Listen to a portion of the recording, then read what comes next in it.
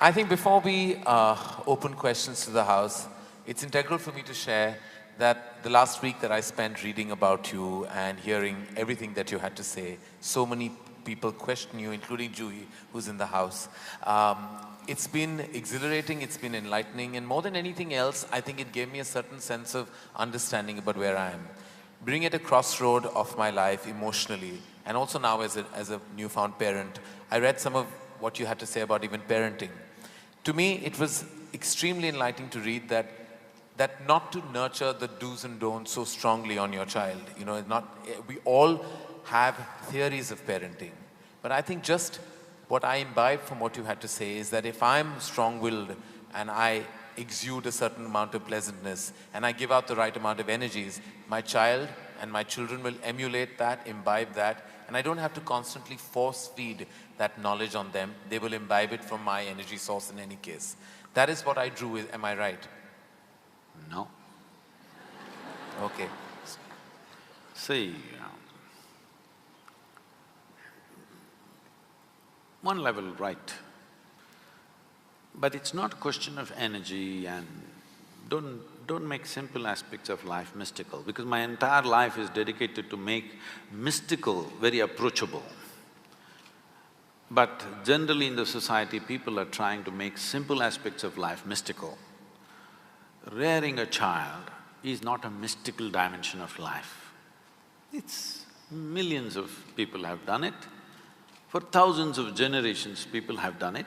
We are not reinventing anything here. It's just a simple biological process. Every creature does it. A bird is teaching its offspring to, find the worm, and the worm is teaching its offspring to escape the bird. All kinds of things are happening in their own way. Similarly, human beings are doing it, but as we get more educated, we become more fussy about it. There was a time that a whole lot of parents had 8, 10 children, they did not even know their names, number one, number two, they called them. But they grew up somehow they just provided the basic ecosystem and they just grew up. So let's not make it too whatever, because you can easily… because today is a time of just one child or two children, and we become totally, overly emotional about what is ours, and we lose perspective of what is the reality. A child will grow up anyway. If they're nourished, they will grow up. Now, what should they grow up as? Should they grow up confused? Should they grow up strong? Should they grow up stable? Should they become sage-like? Should they become something else? That's a question. What they should become in the world is a social issue. That will be decided by the times in which they grow up and the exposure that they have. Now you become a filmmaker, not because you're intrinsically a filmmaker, because you're in Mumbai, you come from that kind of family and the atmosphere around you is like that, naturally you choose that. Suppose you were somewhere else, let's say 1,000 years ago you were somewhere else, would you be thinking of filmmaking? No, you would be thinking something else. So what we do in our lives is just a circumstantial thing. Let's not read too much into it.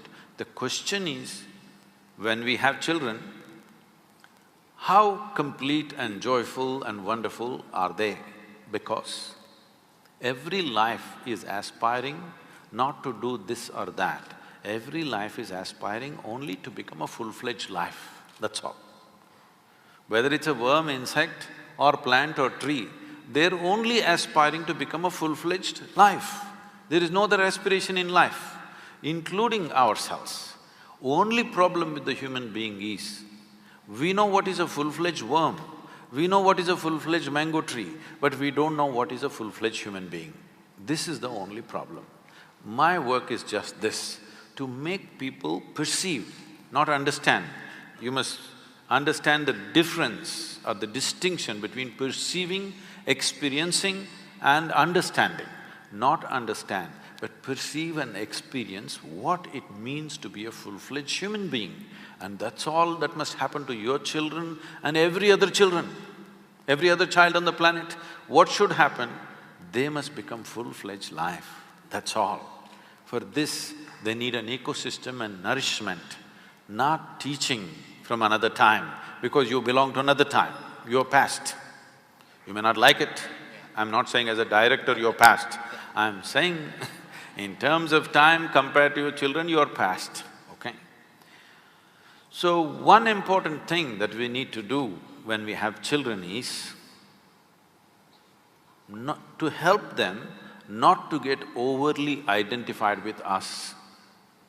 This is to make an investment, heavy investment, child means, but not expect any return. This is difficult for a stock market world, how to make an investment without return.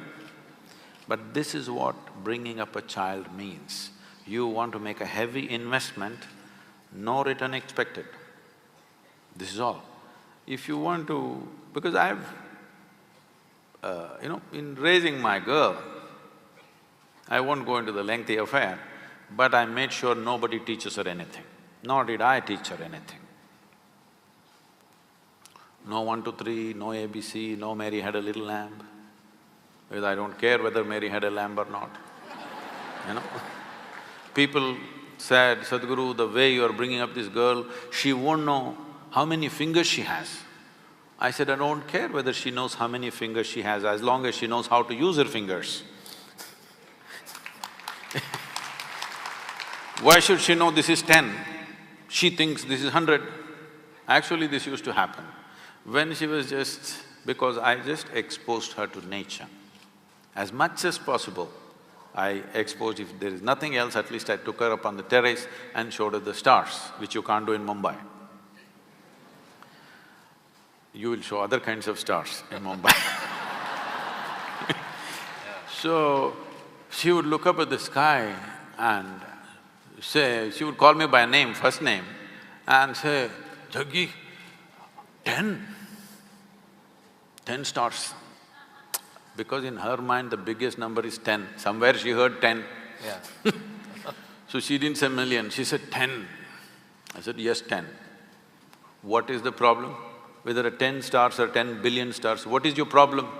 You think you're very knowledgeable because you know there are 100 billion galaxies. In what way does it matter whether there are 100 billion or there are none? What way does it matter? Because you are not seeing stars, you are only seeing the reflection in your mind, isn't it? If you spend time to know the nature of what makes you experience all this. So, she asked me once something, so I just told her just this is all you need to know about life. Never look up to anybody. She looked at me like this. I said, not even me, because the value of me will be completely lost the day you look up to me. You must look at me just as I am, then you will see immense value for who I am. If you look up to me, you will miss everything and one day you want to hang me on your wall. As you did to everybody else, to Rama, Krishna, Buddha, Shiva, everybody, you hang them on your wall, you will hang me also on your wall. You will miss the entire value, you missed all those guys. Now you will miss me also. You must look at me just the way I am. Never look up to anybody, never look down on anybody, this is all.